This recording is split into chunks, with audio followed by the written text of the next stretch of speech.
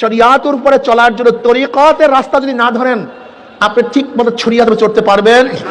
উদাহরণস্বরূপ উদাহরণ দেব, দেখেন জনাব মুহাম্মদ রাসূলুল্লাহ সাল্লাল্লাহু আলাইহি ওয়াসাল্লাম উম্মে হানি রাদিয়াল্লাহু তাআলার ঘরে গেলেন। উম্মে হানি রাদিয়াল্লাহু তাআলা বললেন, ইয়া নবী আল্লাহ, ইয়া রাসূলুল্লাহ, বুড়া হয়ে গেছে, বৃদ্ধা হয়ে গেছে, সারা রাত তো ইবাদত করার মতো তার সুযোগ নাই, শক্তিও নাই, এমন কিছু আমলের কথা বলে দেন যেন যে আমলগুলি সহজে করে আল্লাহর নৈকট্য লাভ করতে পারি। নবী আলাইহিস সালাতু ওয়াস সালাম বললেন না সাল্লাল্লাহু আলাইহি ওয়াসাল্লাম, উম্মে হানি তুই প্রতিদিন 100 বার সুবহানাল্লাহ বল। কতবার? হ্যাঁ, লাভটা কি? ইসমাইল আলাইহিস সালাতু ওয়াস সালামের বংশের 100 গোলাম আজাদ করলে যেই পরিমাণের সওয়াব, এই পরিমাণের সওয়াব হয়ে যাবে। উম্মে হানি 100 বার আলহামদুলিল্লাহ পড়ো।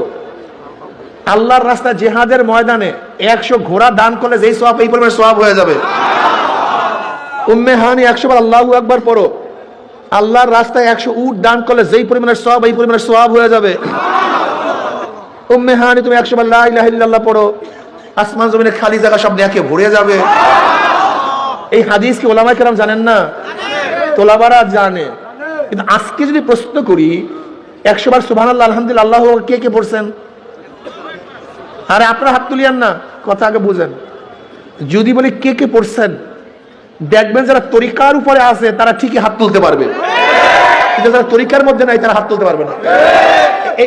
এর জন্য তরিকা মানি জানা না, তরিকা মানি জানা না, তরিকা মানি যা জানছি, যা আমার জানা আছে, সেই কাজগুলি কেন করতে পারি না, সেই কাজগুলি যেন সহজে করতে পারি, এর জন্যই তরিকা।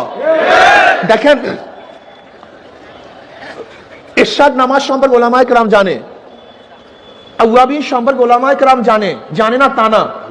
কিন্তু আজকে যদি হাত তুলতে বলি যে আওয়াবিন নামাজ কে কে পড়ছেন, দেখবেন অধিকাংশ ওলামায়ে কেরাম হাত তুলতে, তোলাবারা পারবে, কিন্তু যারা তরিকাতপন্থী, তরিকার লাইনে আছে, তারাই হাত তুলতে পারবে।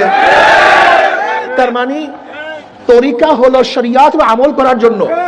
তুমি কেন বুঝো না?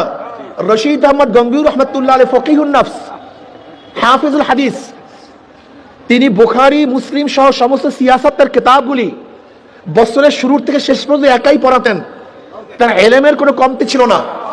এই রশিদ আহমদ গঙ্গুহি রহমাতুল্লাহ আলাইহি হাজী সাহেব রহমাতুল্লাহ আলাইহির কাছে বয়াত কেন হয়েছিলেন?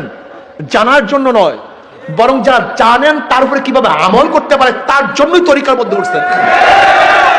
হুজ্জাতুল ইসলাম কাসিম নানভী রহমাতুল্লাহ আলাইহি জানেন কত বড় আলেম।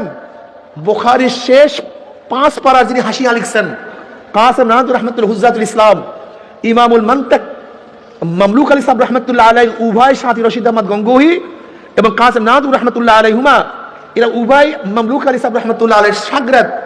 যদিও রশিদ আহমদ গঙ্গুহি রহমাতুল্লাহ আলাইহি বয়সে একটু বড় ছিলেন, এই দুই হাম সবক ওই হাজী ইমদাদুল্লাহ মুহাজির মক্কি রহমাতুল্লাহ আলাইহির কাছে বয়াত কেন হয়েছিলেন? কিতাব জানার জন্য নয়, তারা অনেক জানেন, কিন্তু হাজী সাহেব রহমাতুল্লাহ বয়াত হয়েছিলেন যা জানেন তারপরে আমল করার জন্য। হাকিমুল উম্মত আশরাফ আলী থানভী রহমাতুল্লাহ আলাইহি, আল্লাহ পাক তাকে এত মেধা, এত প্রজ্ঞা, এত জ্ঞান দান করছেন,